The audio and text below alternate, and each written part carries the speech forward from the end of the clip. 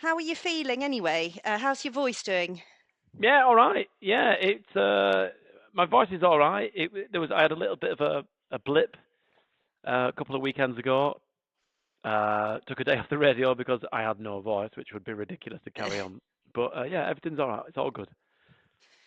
And may I ask as well how you take care of that lovely voice? Because obviously it was national news when you lost it. I know, it's funny. Do you Uh, sort of to be have a honest with you, routine? no, I don't I don't do anything. But we have talked about doing warm up exercises on a regular basis, and uh, taking things to make the voice work less and doing vocal exercises to make it work less, which I think people are adamant. Even Liam Gallagher does it now. So Mm, people are adamant that they do work. And I think from the last time I did pantomime, our Prince James, he was doing vocal exercises and he had an inhaler and all that kind of stuff. So I think I might inherit some of those classic lovey darling techniques on how to maintain your voice and help your vocal cords. yeah, well, it's important, isn't it? You get Mm. a lot of work on your vocal cords. So, can you tell us a bit more about Aladdin and what audiences can look forward to? Not sure where you're at with the production so far. Yeah, well, I think the majority of pantomimes, I don't think there's been a new pantomime invented for quite a while. I think it's still the old classics. And I think with Aladdin, everyone knows what they're going to get storyline wise. But I think because of the world that we live in today, there's lots of updates to make it culturally appropriate because there's some things in the past maybe that might not necessarily be, people might not find comfortable these days. So things do change and things do evolve. But the basic story of Aladdin is Aladdin. Kid finds a lamp, rubs it 3 times, has 3 wishes. But the pantomime at the Swan's always amazing. Well, the pantomime at this one is probably the best in the region. Do you know what I mean? Yeah. And I think um, the area around Wycombe and South Bucks is everyone's just up for it. You know, when I'm milling about doing whatever in Buckinghamshire because we live in Buckinghamshire, people are like, "Oh, can't wait for Panto! Can't wait for Panto! It was so good last time in Cinderella." Um, so I think there's quite a buzz and an air of excitement that I'm already feeling from the locals, which is good. And I think Panto season is a pivotal part of people's Christmas calendars. Do you know what I mean? People, I think if you've got a young family, then pantomime becomes a staple of your Christmas itinerary. And what's your first pantomime memory? Did you go as a kid, or perhaps it's taking your two? Yeah, I think that was the first time we did school Christmas plays and all that kind of stuff, which I took part in. Um, but we really made a point of taking our kids to pantomime, and we came here to see Shane Ritchie a few years back. Oh, I went to that one. I loved that one. Is that when he was Dick Whittington? Yeah. Oh, Shane loves Dick, and he Yes, loves he loves he loves playing it on a regular basis. So I think he got us I all to think shout "We love Dick" at him. I We really know. enjoyed Yeah, that. you can only step back and admire Shane Ritchie in Panto, and he's one of my not just for pantomime, but he is a special character, and he's always good for advice, and he's always got something to say. And he was one of the people that I didn't need convincing, but he was one of those people that kind of nudged me in the direction of doing panto because he always said, "Oh, you'll love it, you'll love it, you'll love it, you'll love it, you'll love it. It's amazing, it's the best thing ever. It's hard work, but you'll love it." And he was right. When I did hear Cinderella 2 years ago, I absolutely loved it, and I had so much fun. And that's why I'm doing it again. And how does that affect your Christmas plans then, Vernon? What does Christmas look like to you as a family? Well, Christmas kind of goes on hold with pantomime because you only get Christmas Day off. So we kind of, we do traditional Christmas dinner and stuff like that. But the last time I did panto, I spent all afternoon in bed because I was so tired. Yeah. Uh, so I think this year what we're going to do is we're going to use the first half term of 2025 as kind of go away and take the kids away, and just kind of have some family time together then. But our youngest is doing a GCSE, so she's got to revise. So I don't know, things might change. Yeah, yeah, same as mine, but yeah, we'll see what happens. You mentioned Bucks there, life in gorgeous Bucks.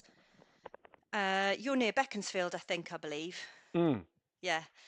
So what are your favourite hangouts in Bucks apart from the Wycombe Swan and West Wycombe there? London.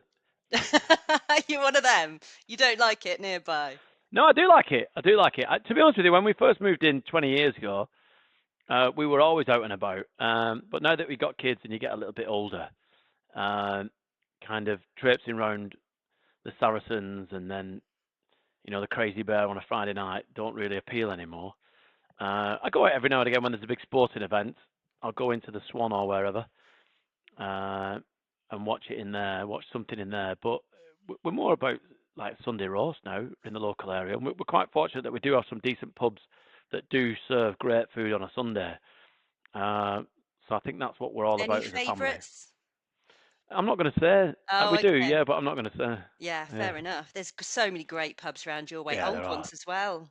Yeah, in all surrounding areas, Beaconsfield, Amersham, you go down to Bourne End, all that kind of area. Stoke Park, Stoke Poges. There's nice little finds in the majority of places. Gerrard's Cross, Mm. the Chalfonts. There's lovely pubs. We're quite fortunate that there are so many. Have you ever bumped into Sharon or Ozzy out and about? Because I know they're in Jordan's. Yeah, I used to go around quite a bit when Jack was living here.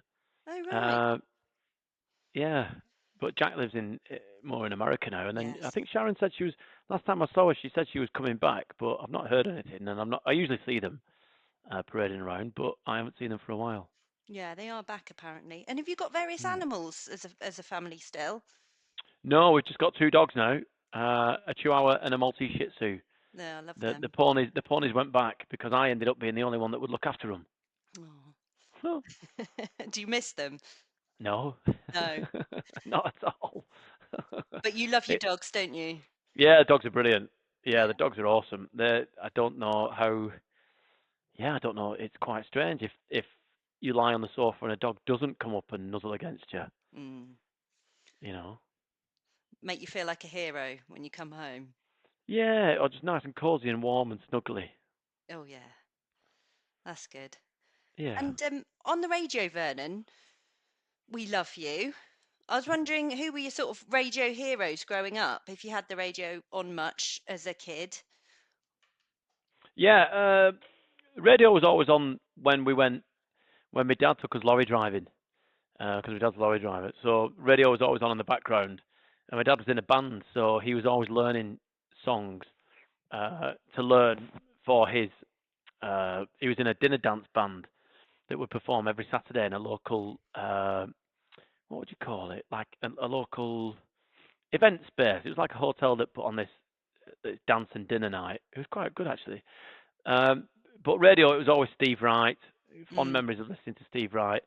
And then through my kind of late teenage years, it was always Chris Evans.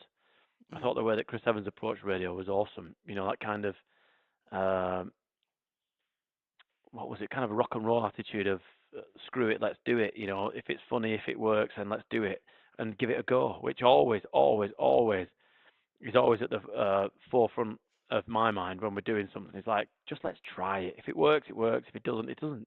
Just don't do it again. And have there any, what's your sort of scariest moment you've ever had live, if there've been any?